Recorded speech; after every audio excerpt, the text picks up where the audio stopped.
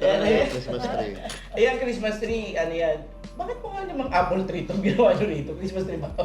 Anyway, yung Christmas tree, may kwento kasi yan eh. Alam nyo dun sa may panahon niya na nag-start pa lang tayo.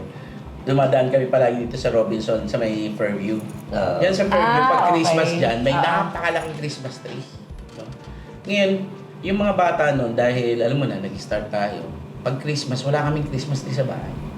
So, palagi yung mga sila Tricia, si Troy, maliliit pa yan sila. Daddy, nasan yung Christmas tree natin? Ay, hindi ko makipasok dito sa loob eh.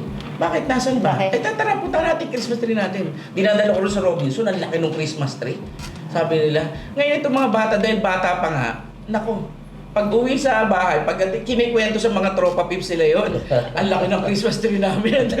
Robin. Hanggang sa eskwela ha, kinikwento nila. Tumatawa na yung teacher. Minsan nabagit sa akin ng teacher yun, yung anak mo nagkikwento yung Christmas tree daw nila nandun sa Robinson. Ano tsura ng teacher?